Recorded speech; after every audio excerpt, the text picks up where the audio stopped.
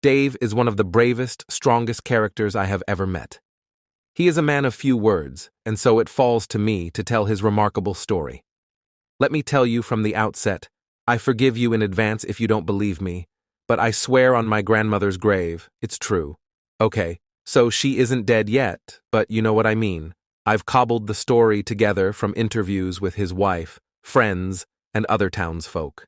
I'm John, by the way, a reporter with the Melbourne Times. You'll notice that I didn't list Dave himself as a source of information. The reason for that is that I only got him to speak to me once, and then all he said was, "My dad once told me, don't have anything to do nothing. Don't have anything to say nothing." That's all I did.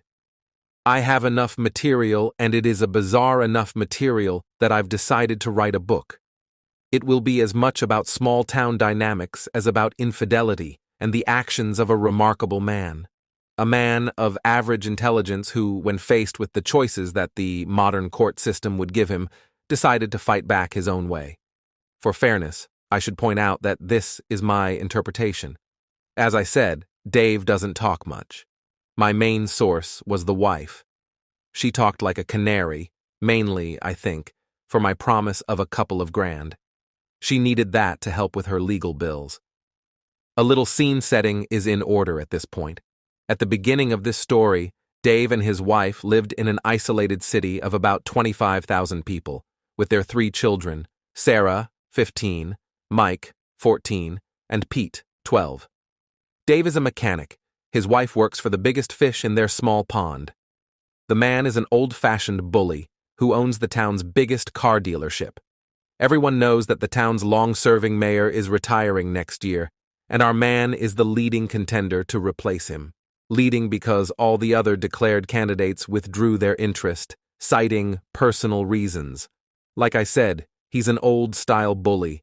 The town has its own newspaper that until very recently showed absolutely no interest in the story of Dave and his wife.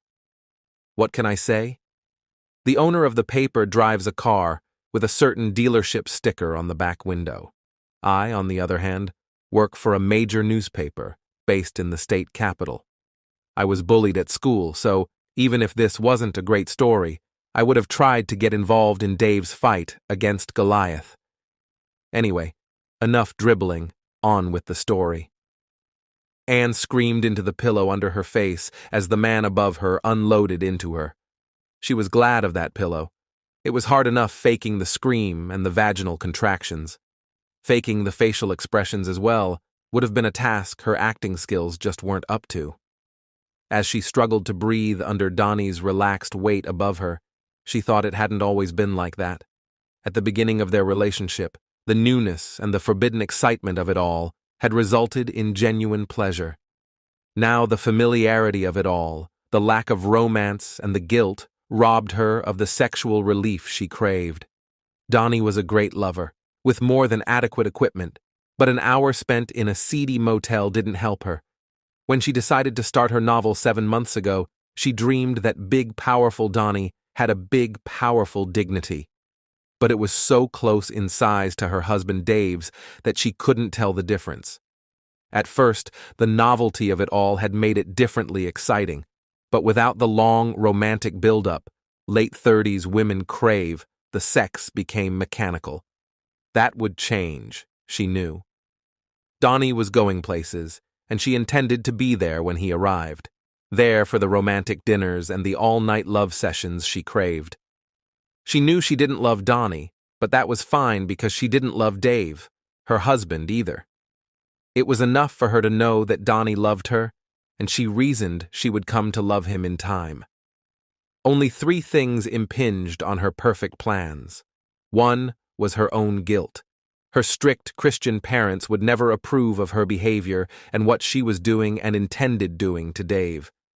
She wasn't looking forwards to that conversation with her husband. Although she didn't love him, she did respect him as a loyal, hard-working man, trying to do the best for his family. It was just too bad that his best wasn't good enough for Anne. Although the conversation was still a year away, she already dreaded it. The second was that Donnie refused to divorce his frigid wife until he was actually elected mayor. That condemned her to occasional hurried motel liaisons rather than all-night sessions following a romantic date. The last impediment to her paradise was Donnie's puerile nagging for anal sex. Every time he brought it up and she was forced to say it was never going to happen, it degraded his love for her in her mind. Her ass was for shitting, always had been, and also would be. Back in the present, as her sexual heat began to fade, her guilt started to build. Donnie rolled off her and started to get dressed. As usual, she would take a shower and leave at least an hour after him. That way, no one would see them leave together or arrive back at work together. Donnie finished dressing and kissed her goodbye. Before he opened the door, she reminded him, "Look out the window and make sure there's no one we know around." Donnie obediently opened the curtains and glanced out, but suddenly drew back and let the curtain fall back. "Hey, Annie, there's a guy sitting on the hood of your car. He saw me open the curtain and looked at me." "What the hell?" Anne jumped out of bed and opened the curtain a crack to peer surreptitiously out. "Fuck! That's Dave!" "Your husband?" "Yes. How the heck did he know I was here?" "I'm not ready for that conversation yet. Donnie, this could wreck our plans." "How? What's he gonna do? No divorce lawyer in this town is gonna take his case. I'll word them up this afternoon." "But he could go to the media." Donnie laughed. "In this town? I don't think so. They're too smart to publish anything bad about me. They know I'll own this town for the next 10 years or until I make a run for state politics. Don't worry about them. Anyway, this could be good. You're always saying, we never get enough time together. Now he knows. That could change. What's he going to do about it? I mean, look at the guy. He's half a foot shorter than me and about half my weight." "He could tell your wife." You're right there. I don't want the bitch tipped off before we're ready. Tell you what, I'll go and have a talk to him." Donnie bent down to kiss Anne again and marched out of the door. Anne cracked the curtains again to see the confrontation. She looked straight into the eyes of her husband. Letting the curtain drop, she felt guilt eating at her. She waited a couple of minutes until she heard Donnie's raised voice, then cracked the curtain again. What she saw was very upsetting. Donnie was leaning over Dave, who still sat on her car. Once again, their eyes locked through the curtain. Anne fled to the bathroom and showered until the water ran cold. Still, she hadn't managed to wash her guilt away. Anne was dressed and steeling herself to look out the window again when Donnie rang. "How quickly did hubby leave after I had words with him?" "I don't know. I haven't looked since you left." With Donnie bolstering her courage, Anne looked out the cracked curtain again. Shit, he's still there. Donnie was confused. His stand over tactics always worked. Like most bullies, he only had the one tactic. "What did you say to him before?" "I just told him the facts of life and pointed out the health hazards of standing in our way and the futility of trying to do anything about it." "What am I going to do? I can't leave with him out there." "You'll be fine, Annie. It'll be dark in an hour.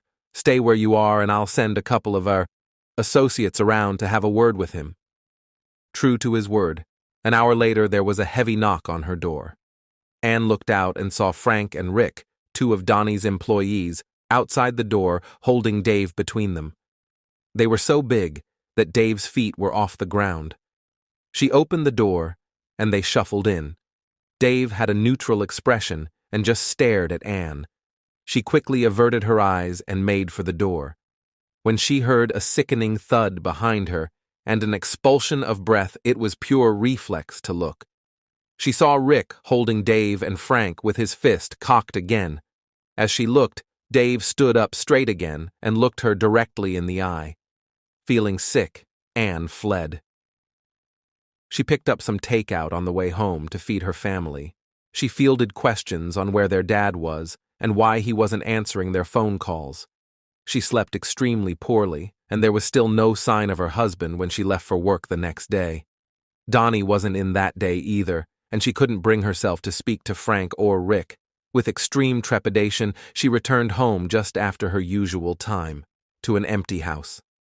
She rang Sarah and Mike, but both cells went straight to message bank. Anne began to fret. It was well after dinner time when she heard a car in the driveway. Looking out the window, she saw her kids getting out of her parents' car with both her mum and dad. They trooped in. Her mother opened the conversation. "Annie, why didn't you tell us Dave was in the hospital?" I didn't know." Silence settled on the room. Everyone stared at Anne. Finally, her father broke it. "Maybe you didn't know, but the fact that you're not rushing over there or even curious about why he's there tells me it's no surprise to you."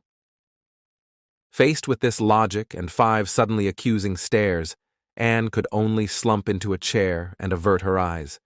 She might as well have screamed, "Guilty." After another minute's silence, she fled to her room. She heard her parents making dinner for her children. Her mother tried to get her to come out of the locked room, but Anne couldn't face that. Eventually, when all was silent downstairs, she ventured out. The hum of her children's conversation abruptly stopped when she entered the room. "Have you all eaten dinner?" Her children just stared silently at her. Finally, Sarah broke it. "Mum, you know how Daddy got hurt, don't you?" "I had no idea he was in the hospital." Silence returned, as everyone, except maybe little Pete, accepted that the lack of a denial was as good as an admission. This time it was broken by Pete's sobs. Anne hurried over and wrapped her arms around him. "What's wrong, sweetie?" "It hurt me to see Daddy hurt so much. He's got broken ribs, a broken nose, and 2 black eyes." Anne recoiled in horror at what she'd not prevented. Mike filled the ensuing silence. "Why did you hurt Daddy, Mum? What did he do to you?" Anne's answer was pure reflex. "He didn't do anything to me." Too slowly, she realized that once again she'd failed to deny being the one that hurt Dave. In her own mind, she blamed herself. She shooed the children to bed and basically drank herself unconscious. The next day, Donnie refused to discuss Dave at work, but offered to discuss it at their usual motel later. Frustrated, Anne agreed. As soon as she got there, he tried to fondle her, but she snapped at him until he stopped. He just shrugged his shoulders when she asked him what instructions he'd given his 2 thugs. When she described Dave's injuries, Donnie showed no interest or empathy at all. She stormed out and arrived back at the office 2 minutes before him. The tension between them for the rest of the day was obvious to everyone within 100 miles. That night, she didn't fret when her children weren't home before her. Again, her parents dropped them off, but as soon as they smelled dinner cooking, they left without a word. All the children gave monosyllabic answers to any question she asked. Whenever she entered the room they were in, conversation ceased. The next day, things were still frosty at work and very uncomfortable. At her empty home that night, she just sat at the kitchen table and pondered how to break the impasse with her children. She was so deep in thought that she hardly registered her children returning, and when no dinner was present, Sarah and Mike preparing a meal around her. She only snapped out of it when Sarah noisily put a plate in front of her. She ate alone in the kitchen while the children ate in front of the TV. She just couldn't handle those accusing stares. She shuddered to think what Dave was filling their heads with. After another cold day at work, she returned home to a bustling house. Her mother greeted her at the door. "Are you going to feed your children today?" "Of course, Mother." "Good," her mother interrupted, and left the house. Anne turned to see Pete carrying a plate of cheese and biscuits up the stairs. "Hey, no food upstairs, you know that." "Daddy's hungry," Pete threw over his shoulder as he kept on up the stairs. That's how Anne discovered Dave was home. She busied herself making dinner, occasionally glancing at the stairs. It was only 13 steps, but it was a psychological chasm. At any one time, 1 or 2 of the children were upstairs. Sarah took Dave's food up.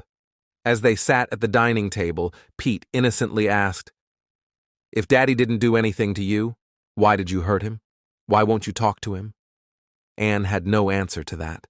When Sarah started to explain the concept of guilt to Peter, she fled, leaving a half-eaten dinner. Anne walked for several hours. When she returned, all the kids were in bed. She needed stuff from the master bedroom and bathroom, so she snuck upstairs and peered in the open door. Dave appeared to be asleep, on his side, facing the doorway. The sight of his swollen face, with white strips holding his nose in place, bypassed everything and went straight to her conscience. The sound of his ragged breathing just about killed her. Anne gathered her necessities as quietly as possible and went to put them in the spare room directly across the hall. She returned to the master bedroom with the intent of whispering a request for forgiveness to the man she'd once loved, a man whose current mental and physical pain she could have prevented. As she knelt down next to the bed, she saw his eyes were open and staring at her. She fled again. That night, Anne again couldn't sleep. Through 2 walls and a corridor, she felt Dave's eyes boring into hers. When her relationship with Donnie first turned serious, she knew conflict with Dave was inevitable. She'd gone over and over in her head what she would say to Dave. Now that it had turned from an academic exercise to reality, it hit harder than she'd ever imagined. Anne forced Donnie to talk to her the next morning and tried to get him to advance his plans to divorce his wife. He was adamant that until after the election, there would be no divorce and no admitting to an affair. If she wanted to divorce her husband now, it was up to her. He would assist her with time off and money, but essentially she was on her own. That's when Anne first suspected that she might just be a fuck buddy for Donnie, although she was far from convinced. The heat from the burning bridge behind her forced her to follow her chosen path.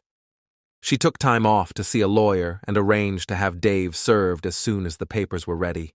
She left the service all in the hands of the lawyer.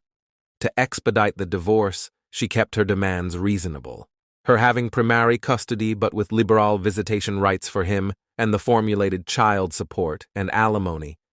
She also wanted residency of the house until she was ready to move out.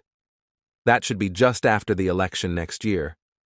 The next part of the story won't make sense unless you know the layout of the dealership that Donnie owns and Anne works at. The front of the building is a huge showroom. Along the wall at the back are 4 glass-walled offices, end to end, with solid walls between them.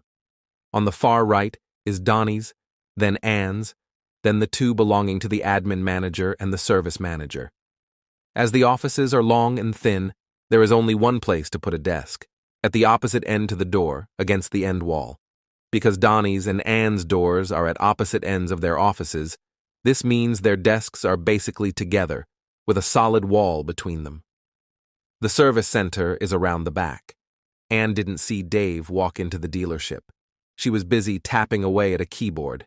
He did walk, though, right up to the reception desk. He leaned on it and just stared right into Anne's window. One of the 2 receptionists recognized him. He'd coached her softball team in high school. She knew he was Anne's husband, although he'd never been there before. She tried to engage him in conversation, but he just stared neutrally at the offices. The receptionist couldn't see if it was Anne or Donnie that was the target. While she kept talking, the other girl who shared the front desk went to Anne's office and told her Dave was there. Anne's head swung around. From her vantage point, there was no doubt where Dave's eyes were focused. They bored into hers even from a distance of 12 meters. Anne quickly broke eye contact. Still, she felt his gaze on her. Without looking, she reached for the Venetian blind control and twisted it to "He can't see me now." A minute later, she put one finger between 2 slats and peeked out. Both the girls at reception whispering to each other conspiratorially. Dave was still staring at her window, with his now familiar neutral expression plain through the bruises and bandages. With his stare burning through the blinds, Anne picked up the phone and rang Donnie.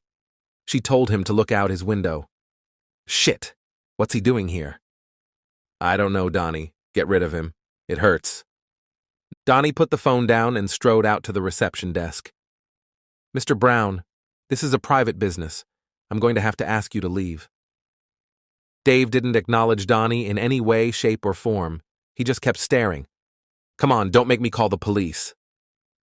Without taking his eyes off Anne's window, Dave reached into his pocket and handed his phone to Donnie. Donnie lowered his voice to a level he thought was audible only to the starer. Listen, shithead. So I fucked your wife. Get over it. The trouble was, Donnie had no idea of the power of his own voice. Both girls at the desk heard his sotto voce comment clearly. In her office, again peeking through a crack in the Venetians, Anne saw both heads swing towards her.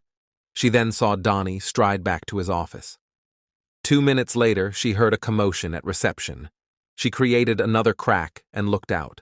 What she saw horrified her. Frank and Rick had Dave by an arm each and were carrying him towards the outer doors. Dave was traveling backwards and stared at her the entire trip out of sight. Anne thought to herself, serves him right. Why can't he just let me go? Then she remembered that all her dialogues with Dave to date had been in her head. Until he'd caught her in the motel with Donnie, he'd no idea that their marriage was even in trouble. With that amount of shock, it was no wonder he was at a loss for words. She wasn't totally devoid of empathy, and she genuinely felt for Dave. Anne raced to her door and exited her office. She saw Donnie with a sadistic grin on his face. No, Donnie, no, not again. Let me handle it, woman. With this statement, Donnie gestured with his head for Anne to return to her office. She opened the blinds again and stewed. Donnie canceled his afternoon appointments and just stayed in his office. Anne noted that there was a constant stream of employees hitting reception and many small cliques formed and dispersed. She distracted herself from wondering what that was all about. At 1 p.m., 2 policemen arrived and spoke to the receptionists. Donnie must have seen them. They were invited to his office. The blinds were closed, then they left 15 minutes later. Anne was dreading going home, so before she left, she asked if she could move into the motel unit the company rented permanently, the same unit she and Donnie used. She snuck home before the kids got back from school and packed a suitcase. Then she sent a text to Dave and Sarah's phone saying she wouldn't be home. At the end of the day, Donnie helped her unpack in the unit. Desperate for distraction, she allowed him to fuck her. At 6:30 p.m., her mother rang. Before she answered, she thought, typical of Dave, to use her own family against her. Where the hell are you, Anne? Why aren't you home to feed your kids? I'm not coming home tonight. Dave can look after them. Dave is in the hospital again. He'll be there for at least a week this time. What? I'll be home as quick as I can. Anne pushed Donnie off her. What did you do to him this time? The stubborn prick has to learn that he can't mess with me, Anne. Anne dressed quickly and sprinted home via picking up takeouts. The first thing she noted when she threw her front door open was all 3 children sobbing in the lounge, being comforted by her parents. Her mother intercepted her and led her into the kitchen. What the hell is going on, Anne? You abandon our children while your husband is in the ICU. Anne watched her mother's nostrils flare. Then you come home with grease for your children's main meal of the day. What is going on, Anne?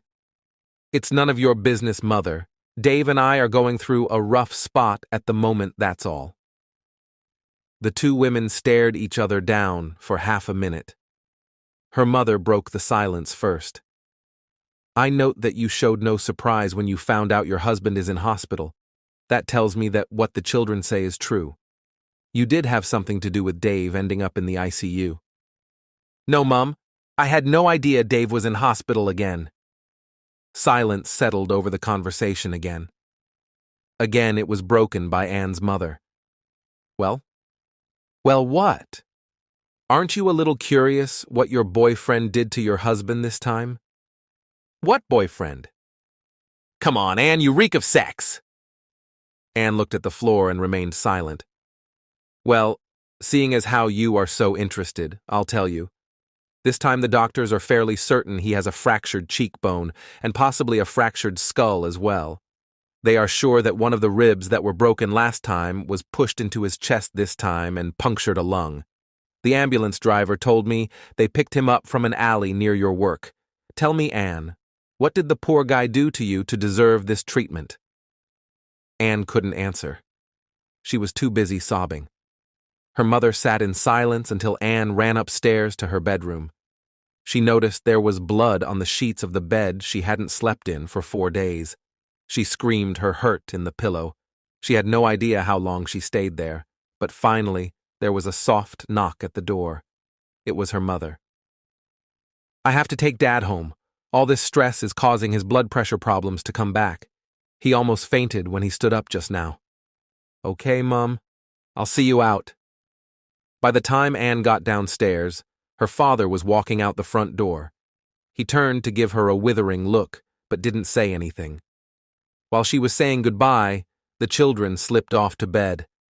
Anne sat and tried to think of a way out of this train wreck. The only way she could see was forwards.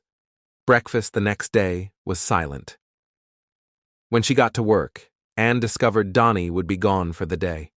She desperately needed reassurance that at least the future side of her plan was on track, so she texted Donnie and begged him to meet her at the motel that evening.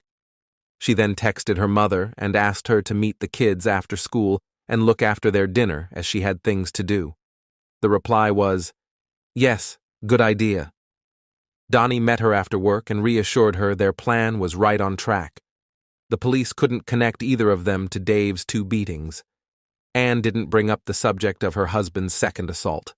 Sure, Donnie had arranged it, but she could have stopped it simply by running after them as her husband was carried out the door. She allowed Donnie to make love to her until after 9 p.m., then Anne showered and went home. Although it was almost 10 when she arrived, all 3 children were awake and looking at her expectantly. "Why aren't you guys in bed?" her mother replied on their behalf. "I let them stay up until you got home. They're keen to know how their father is." I don't know." "What? Didn't you go and see him tonight?" Anne's silence answered for her. "So what did you do? Surely not. Tell me you didn't get me to cover you here while you went to see your lover while Dave is in the hospital?" "I never told you I was going to the hospital." Her mother swung around, grabbed her coat, and headed for the door. With one hand on the handle, she threw over her shoulder. "You disgust me. I'm ashamed to call you my daughter. Don't ask me to look after your children again, unless it's so you can go to your husband and beg his forgiveness." Anne thought she was learning to cope with 3 hours broken sleep a night. Like I said, I never got to know Dave, but from how other people describe him, he maybe would have forgiven Anne up to this point, if she'd just abandoned her plans. She didn't. From what she told me later, she thought she'd caused so much pain at that point that to back out would have made it all pointless. When Anne's mother rang her at work the next day, she thought it might be to apologize. It wasn't. "Anne, how could you be that heartless? What are you talking about, Mum?" "Your husband finally gets out of the ICU, and what does he get? A visit from his loving wife? No. An ugly process server and divorce papers. Who are you, Anne? What have you done with my daughter?" In her pain, Anne had totally forgotten that her divorce process was on autopilot. The lawyer had obviously followed her instructions and had Dave served as soon as the papers were ready. As a reflex, she tried to remove the immediate thorn in her side. "Mum, can you look after the kids tonight so I can go and see Dave?" "No, I bloody can't, Anne. Your father is in the same hospital as your husband. He had a heart attack today. They're going to put in stents tomorrow. Goodbye, Anne." Anne rushed home early to be there when the children got off the school bus. The bus arrived devoid of 3 familiar faces. Again, calls to 2 of their phones went straight to message bank. 2 hours later, she got a text to pick them up at the hospital. They'd all walked there after school. On the way home, she scolded them for making her worry. They all just remained silent and stared out the car window. It was shortly after this that I became aware of the tragic story of Anne, Dave, and Donnie. I was sitting in my office, wondering where my next story was going to come from. The world was going through an unusually quiet, peaceful period, and news was hard to find. My phone rang. It was an old mate I'd gone to journalism school with, Matt Nigram. He was good at what he did, but tended to shun the bigger organizations to concentrate on small-town issues where he could make a difference. He'd been in the regional center where our story occurred for about a year. The doctors and nurses at the hospital where Dave was served were so appalled by his wife's behavior that they contacted Matt. With his normal talent, Matt quickly spoke to several people from the dealership and found out about Ann and Donnie's affair in addition to the 2 beatings Dave had suffered. No one came out and directly said it, but the fact that Dave was seen by 3 witnesses being carried out of the dealership by 2 known associates of Donnie led to its own conclusion. Matt tried to talk to Dave, but he refused to speak. He then contacted the police to see where their investigation was at, only to be told there was no active investigation on the matter. He submitted the story to his editor and had the pleasure of seeing it torn up in his face. No negative stories would be published about Donnie in that town. He immediately resigned and sent the story to me. I saw my editor and Matt received an offer from my paper the next week. I cleared my desk and left for assignment in Hicksville 2 days later. From what Ann told me, the next week was a very uncomfortable one for her. Her children treated her like a leper, and her social life was curtailed by not having her mother available to look after the children. She picked them up from the hospital every night. Donnie was away on business every day during business hours, and the only time she saw him was one night when he managed to sneak into her house after the children were in bed. That was the first time they spent the whole night together. She certainly craved the company. On the Friday, Ann got a call from the school to come in for a semi-urgent discussion. That was when she found out that they were very worried about Sarah's rapid weight loss. Ann couldn't believe she'd been so negligent to not notice. They moved on to tell of Michael's sudden propensity to violence, and that little Pete was being bullied because he was always crying. Ann cried herself at that. All she could think to do was advance the divorce as quickly as possible and hope it blew over. At first, Ann turned down the invitation to go out with 4 of her girlfriends that Friday night. Dave was still in hospital, and Donnie unavailable. She tried everything she could to get the children to speak, but failed. In frustration, she left the children at home and went out with the girls. She left the name of the place she would be with Sarah in case it was too loud to hear her cell ringing. She'd been there about an hour, fielding questions from her friends that had heard the rumors, denying all knowledge of the violence visited to her husband. They'd finally relented and moved on to more fun topics, when she saw 2 of them looking over her shoulder. She turned around, and there was Dave. One eye was slightly black, the other jet black. A bandage covered one side, his face below the eye, and he was stooped, guarding his painful ribs. He was sitting at an adjacent table, just staring at her. In panic, Ann swung around, back to her friends, and totally blew it. "Oh, ignore him!" Her friends saw her immediate facial reaction and heard her flippant comment. They also saw Dave's suffering and could only wonder at the commitment it must have taken to come there and make his silent protest. For that, it clearly was. They made up their own minds on Ann's honesty over the last hour. One made an excuse to go to the bar. The 2 that knew Dave the best went over to talk to him. The 4th just looked at Ann quizzically. Ann fled again. She paused outside the bar, wondering if she should offer Dave a lift. Her own conscience wouldn't allow her to talk to him yet, though. Even though it was the decent thing to do, she just couldn't do it. As late as 2 weeks ago, she'd told the guy she loved him to divert any suspicion. He now knew it had been a lie. Ann drove home. Her mother was there, looking after the kids. They hadn't seen each other in a week, and Ann suddenly realized she'd never even inquired about her father's health. God, how self-centered had she become. They both got the kids to bed. Then Ann asked about her father, but tried to change the topic when her mother raised the thorny issue of Dave. Her mother was having none of that, though.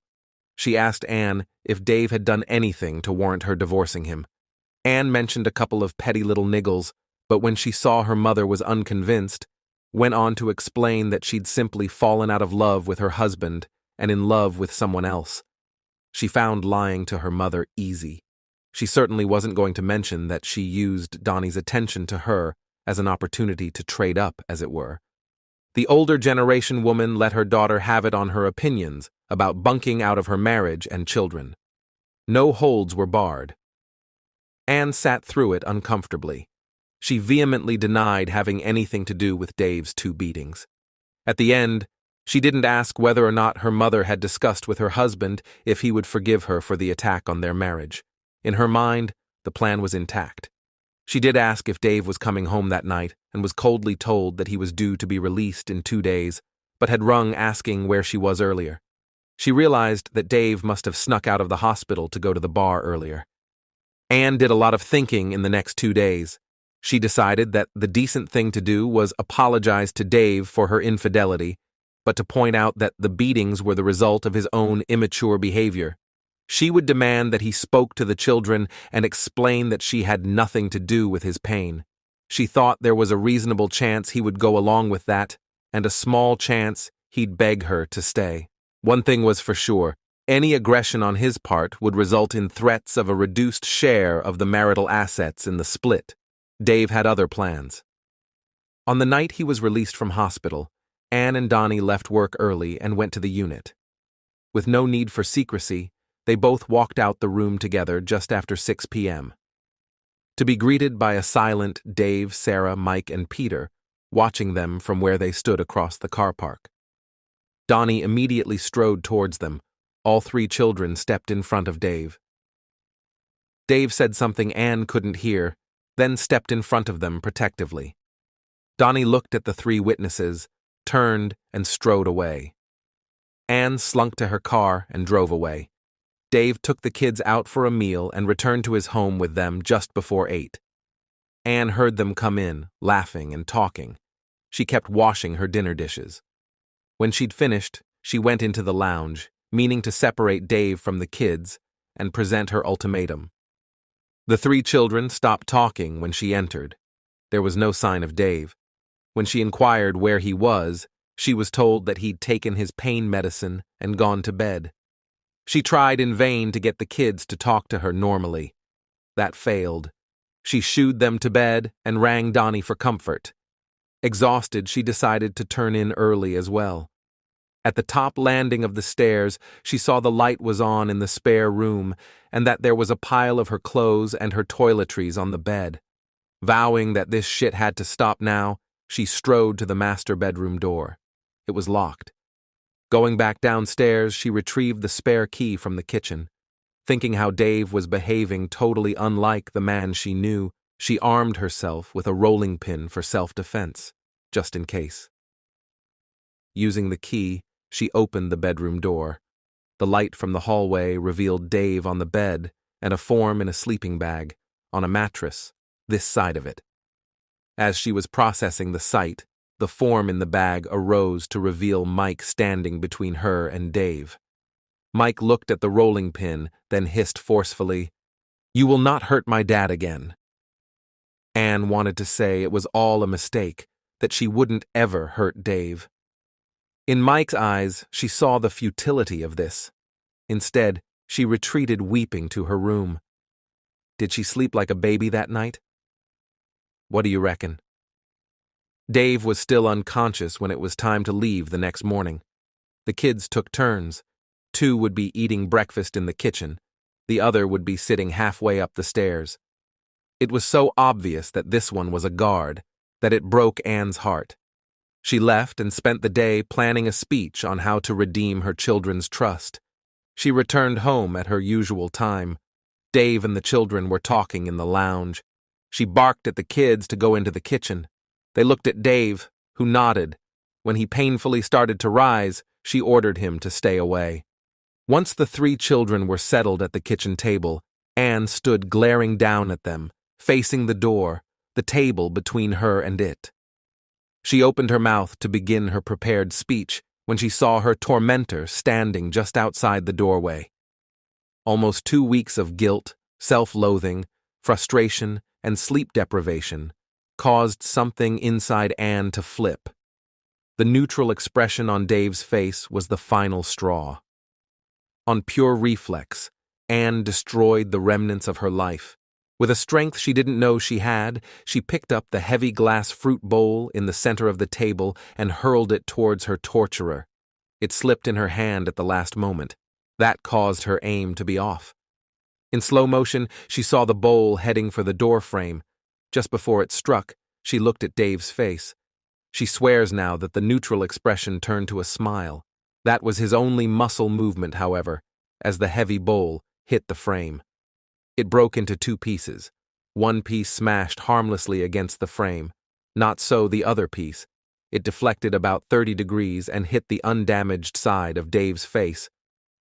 Still in slow motion, Anne watched in horror as bright crimson blood sprayed out of a deep cut before her husband sank slowly to his knees, then fell onto his side. Like a sick film projector, life sped up again. The children, initially stunned to silence, started shouting concurrently. Mike reacted first, jumped up and protectively stood over his father. Seeing the blood still pulsing from Dave's face, Anne instinctively grabbed a hand towel and rolled it up while striding to her recumbent husband. She intended to use it to staunch the blood. Mike raised his hands to ward her off, but she determinedly pushed him backwards. He fell hard. Anne knelt down and pressed the towel into Dave's face. In a very ungirl-like manner, Sarah tackled her mother off her father. Seeing that his angry sister was more than a match for his mother, Mike arose, went to the medicine cabinet, grabbed a sterile pad, ripped it open, and applied it gently to his father's face. Sarah screamed at Peter, "Phone emergency!" Knowing how bad this was, Anne ran to the phone. By controlling the call, she hoped to just request an ambulance while keeping the police away. She had just put her hand on the phone when she heard Mike scream, "Use the phone upstairs, Sarah." In a moment of clarity, Anne realized that they'd misinterpreted her actions as her wanting to stop the phone being used. Sarah sprinted past her towards the stairs. Anne went to give chase, but little Pete stopped her the only way he could. He wrapped his arms around her lower legs. Anne went to take one step but fell heavily when her legs wouldn't move. She lay there screaming hysterically, then removed Pete's arms firmly, stood, and ran. That's the first time I saw Anne in the flesh, one hand covered in blood, running to her car. I'd just arrived to request an interview. Seeing the bloody, screaming woman, I took the liberty of inviting myself in and took over Dave's treatment. The ambulance arrived, followed by the police. While Dave was taken away, the police started asking questions. I arranged for Sarah to ring her grandmother to come and look after them. That's how I heard firsthand what had happened to Dave this time, as the children recounted how their mother had attacked their father, then allegedly tried to smother him and stop them calling an ambulance. I'd interviewed enough people by now to suspect that the local police might be a little less than zealous protecting Dave's interests, so I rang a contact in the state police, and within 3 hours, 2 flying squad members turned up. The flying squad are a group of police that move from town to town. Accepting that the local force can sometimes go a little native, the flying squad come into a town, blitz the local bad drivers for a few days, then move on.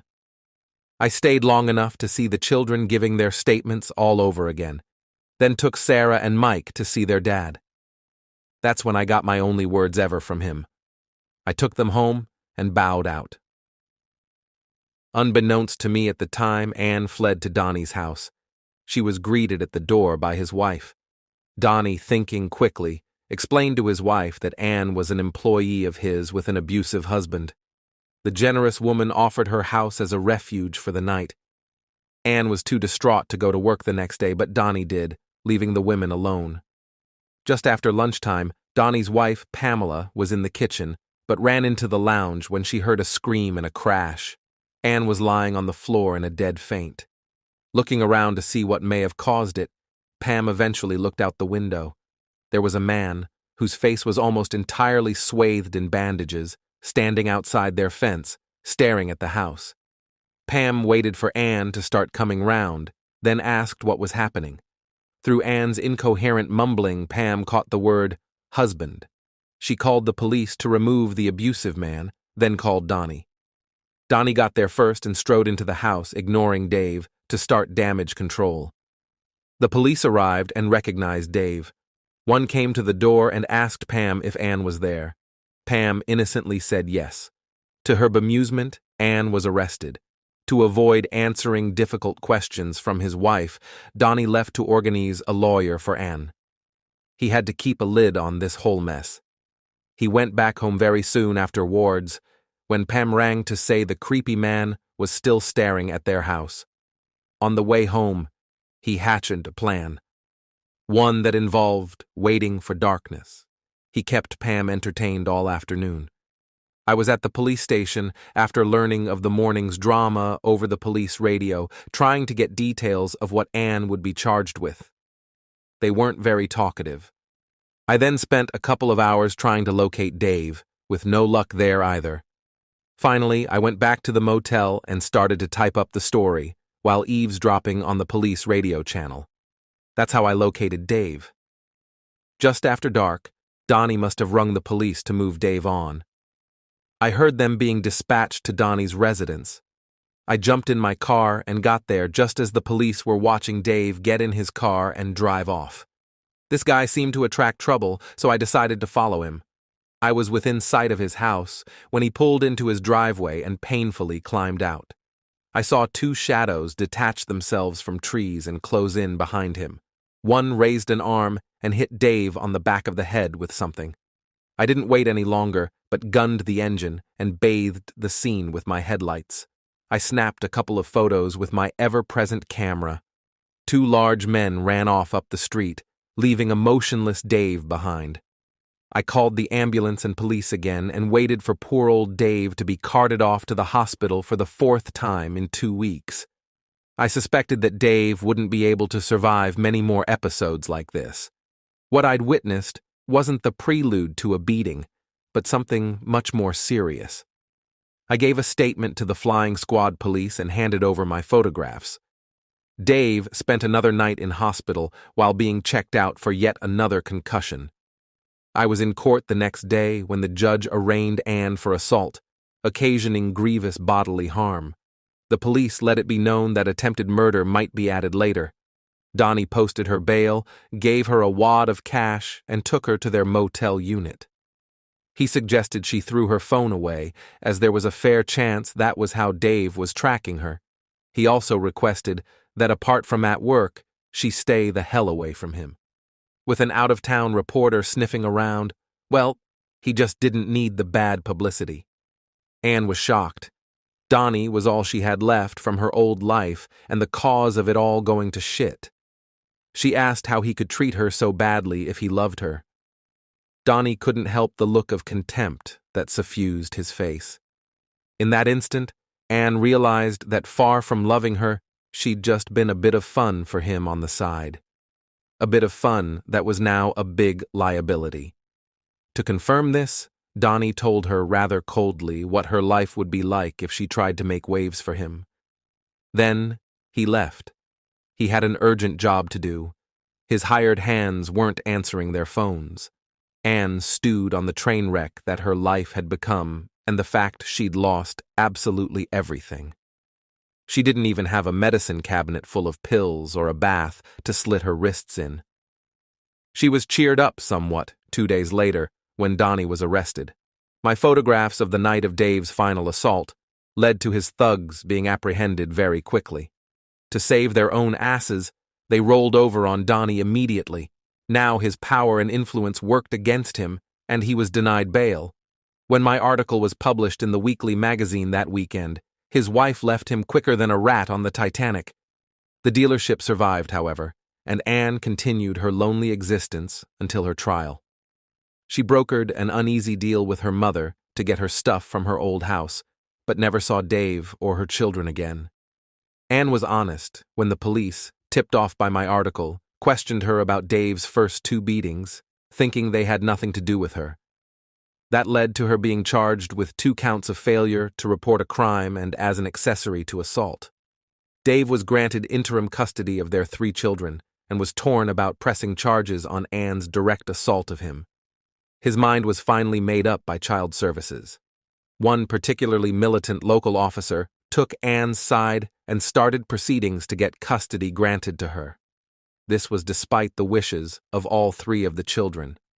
Dave, realizing that himself having custody was in the best interests of the kids, went ahead and pressed on the grounds of maximizing the chances of the correct result being forthcoming. When the child support worker persisted, Dave took to sitting outside her house, staring at it. Although the police moved him on, it had the desired result. Soon, neighbors reported loud arguments coming from the house. Her husband was heard to scream, "Let me get this straight. The bitch ambushes the guy, screws around on him, sits back, and does nothing when he's put in hospital twice, then tries to kill him in front of the kids, and you still take her side?" An hour after this exchange, the government worker was seen lugging suitcases to her car. The case was dropped. Anne still hadn't worked up the courage to end it all when the circuit court came to town. With the evidence so overwhelming, all four parties pled guilty. Frank and Rick got 3 years, Anne got 4, and Donnie 8. No one was there to see Anne taken from the dock down the special stairs to the holding cells. It wasn't until this point that the full reality hit her. She wrote a long letter to her children, apologizing for what she'd done to their family. She wrote another to Dave. It contained no apologies, things were way too bad for that, but did beg him to look after the children. Dave became somewhat of a local celebrity and had no shortage of attention from the local available ladies. He even went out on dates when family business allowed or when Sarah and Mike gave him no choice. When one particular lady caught his eye, Sarah and Mike confronted her alone one night and gave her a thorough grilling, at the end of which they pronounced her worthy of continuing to see their courageous daddy. Things are still going well with her, and Sarah is thinking of dropping hints to Dave about proposing. Epilogue. Anne screamed into her pillow. This time, the cry was very sincere. Her mind desperately tried to erase the terrible reality of her situation. It was a little difficult to do when she was on her knees, butt up. To distract herself, she focused on everything but feelings. First, there were smells around her. Disinfectant, the margarine her partner used as a lubricant, and yes, crap. She knew from experience that only in the morning would the taste leave her mouth. Anne continued to sob until she was relieved to hear the unmistakable sounds of a man behind her climaxing. Thank God for this. Relief from the humiliation and pain came within minutes. Her bed partner tensed and shuddered in muted ecstasy before finally collapsing onto Anne's side, who took the opportunity to roll out of this humiliating position. It was unwanted, unerotic, and, unfortunately, inevitable. Quiet snoring was heard behind Anne. She leaned forward carefully. Morning. Yes, it was her dream. This reporter was with me this morning. He promised to talk to the authorities and convey to them Anne's simple request. Give me 1 cell, please. Anne inched away from the hard plastic phallus. It was halfway out when life returned to the arms encircling her, and she again felt the big, heavy breasts pushing into her back. Anne resumed sobbing. As for Donnie, what can I say? He was in a 4-person cell and was quickly learning that being a small-town bully didn't amount to much in the state prison. He was also starting to feel like an unsuccessful heavyweight boxing contender. He was certainly being badly battered about the ring,